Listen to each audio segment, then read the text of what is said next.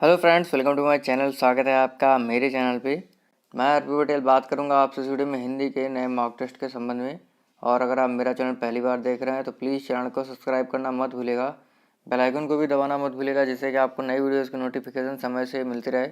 बहुत ही महत्वपूर्ण प्रश्नों वाला ये मॉक टेस्ट है और 30 में से अगर आप 21 प्रश्न सही कर रहे हैं तो आपकी तैयारी बहुत ही अच्छी है। लेकिन एफर्ट आपको इतना करना है कि आप जो है सभी सब्जेक्ट में 25 अंक ले पाएँ।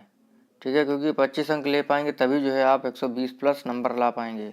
ठीक है, तो शुरू करते हैं अपना वीडियो बिना समय गवाए हुए। पेन और पेपर उठा लीजिए और लिखना चालू कीजिए। देखते हैं आप लोग 30 में से कितने प्रश्न सही कर पाते हैं। और देखिए, आपको डिस्क्रिप्शन बॉक्स में जो है बाल विकास EVS के मॉक टेस्ट मिल जाएंगे, उनको भी आप कर सकते हैं। और हिंदी का डिटेल से वीडियो बनाए गए हैं बहुत से, उनको भी आप देख सकते हैं। तो शुरू करते हैं अपना वीडियो। पहला प्रश्न, महेश का संधि विच्छेद है महो प्लस ईस, महा प्लस ईस, मही प्लस ईस, मही प्लस ईस। तो महेश का जो संधि विच्छेद है वो आपका ऑप्शन सही है बी, महा प्लस ईस जो है ये होता है महेश का संधि विच्छेद। उद्धरण का संधि विच्छेद क्या होगा? उत प्लस धरण, उत प्लस अड़, उत प्लस हरण, उध प्लस रण। तो उद्धरण का संधि विच्छेद है आपका ऑप्शन सी, उत प्लस हरण। सावधानी शब्द में प्रयुक्त प्रत्यय है ई, धानी, आनी। ई, सावधानी, पहला ऑप्शन इसका सही होगा। ठीक है। संस्कार शब्द में किस उपसर्ग का प्रयोग हुआ है? सम, सन, शम्स, संस। ऐसे प्रश्न हैं जो एग्जाम में काफ़ी बार पूछे गए हैं, एकदम रट लीजिएगा इनको। बहुत ही अच्छे प्रश्न हैं। जो आपको मॉक टेस्ट करते समय प्रश्न नहीं पता हुआ करे उनको जो है आप लोग नोट कर लिया करिए। तो संस्कार शब्द में उपसर्ग होता है सम।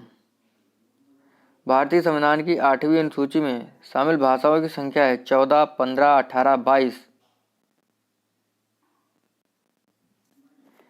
8वीं अनुसूची में जो है आपकी 22 भाषाएं हैं। प्रश्न हमारा, ऊस व्यंजन कौन है? स, च, प और ये वा।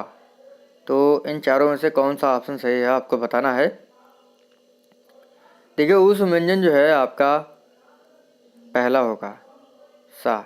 ठीक है, इसके साथ साथ जो पहले से लिखा हुआ है सा और फा, देखिए ये दंती है और ये तालव्य है, तो ये दोनों जो है ये ऊष्म व्यंजन है। देखिए, सा, सा और शा और हा, ये चारों जो है ये ऊष्म व्यंजन होते हैं। ठीक है, याद रखिएगा। तो अगर आपको वीडियो अच्छा लग रहा हो तो लाइक जरूर कर दीजिएगा। दुष्कर का शुद्ध वर्तनी है दुहकर, दुष्कर, दुष्कार, दुष्कर।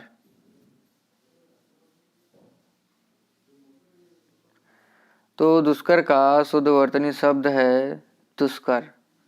शुद्ध वर्तनी शब्द आपको बताना है क्षेत्र, चेत्र, छत्र, क्षेत्र। तो सभी को पता होगा इसका क्या ऑप्शन सही होगा। शुद्ध वर्तनी शब्द जो है वो होगा आपका क्षेत्र। ठीक है, और बहुत ही अच्छे प्रश्न है। लाइक करना मत भूलिएगा वीडियो को। देखिए, लाइक जरूर कर दीजिएगा, लाइक में कमी नहीं होनी चाहिए। ठीक है, और आपको लाइक करना तो पता ही होगा। दही बड़ा में क्या समास होता है? तत्पुरुष समास, अव्ययभाव समास, बहुब्रीहि समास, कर्मधारय समास।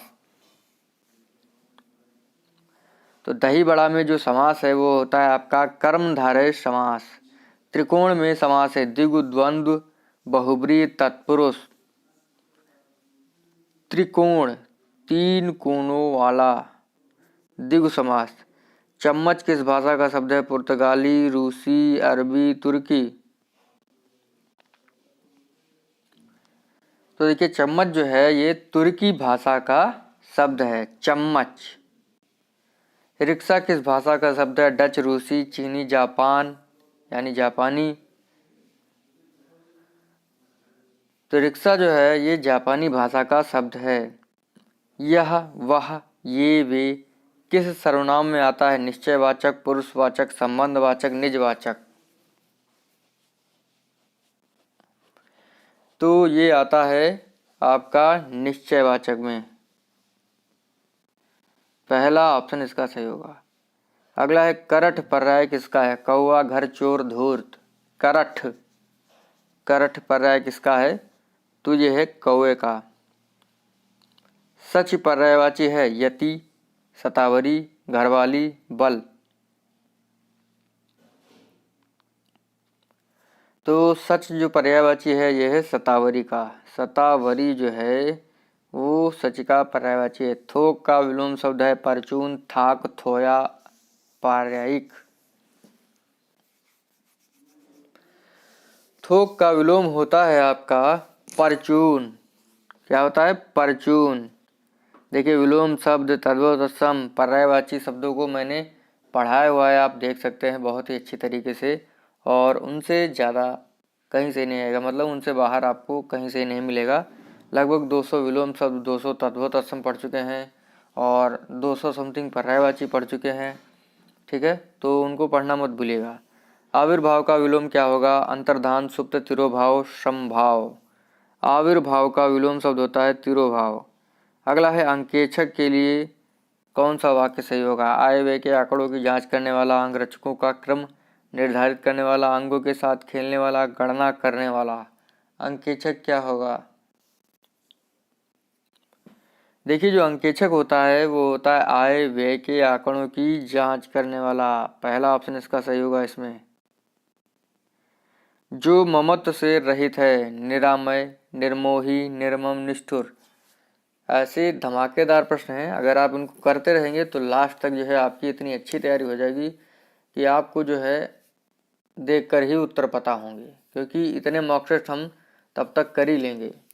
लगभग 50-50 मॉक टेस्ट तो हो ही जाएंगे, और भी मतलब 20-20 हो चुके हैं, 50-50 और मतलब 70-70 तो करा ही देंगे हम एक एक विषय के। कहाँ से प्रश्न छूटेगा? तो जो ममत्व से रहित हो वो होता है निर्मम।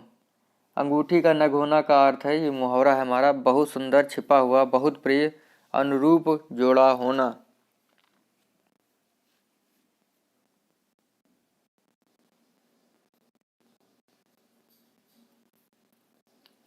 अनुरूप जोड़ा होना जो है इसका अर्थ है। अंडे का सहजादा का अर्थ है कमजोर व्यक्ति, चालाक व्यक्ति, अनुभवी व्यक्ति, अनुभवहीन व्यक्ति। अंडे का सहजादा, अंडे का शहजादा होता है आपका अनुभवहीन व्यक्ति। सौ सयाने एक मत का अर्थ है कुछ ही निश्चय न कर पाना, ज़्यादा चालाक बनना, अच्छे विचारों में भिन्नता होना, बुद्धिमानों के विचार एक से होते हैं। सौ सयाने एक मत का।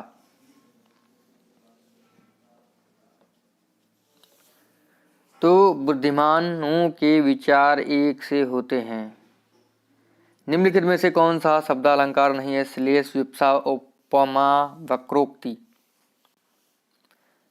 देखिए अब तो आपने लगभग पूरा ही वीडियो देख लिया है, तो 30 प्रश्न भी देख लीजिएगा, क्योंकि हो सकता है आपको ऐसे प्रश्न मिल जाए जो आपको ना आते हों। ठीक है, और वीडियो को लाइक जरूर कर दीजिएगा अगर आपको अच्छा लगा हो। तो देखिए शब्द अलंकार नहीं है उपमा, ये जो है आपका अर्थालंकार है। श्लेष, विप्सा और वक्रोक्ति जो है ये शब्दालंकार है। उपमा जो है वो अर्थालंकार है। अगला प्रश्न है संदेशिन, मधुवन, कूप भरे में कौन सा अलंकार है? रूपक, वक्रोक्ति, अतिशयोक्ति, श्लेष।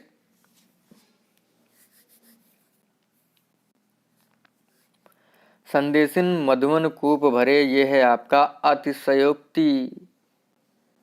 अगला है सिखवत चलत जसोदा मैया, अब काय करि पान गहावत, डगमगाए धरनी धरि पैया। ये पंक्तियाँ किसकी हैं? जैसे कि सूरदास जी की, कबीर जी की, या तुलसीदास जी की।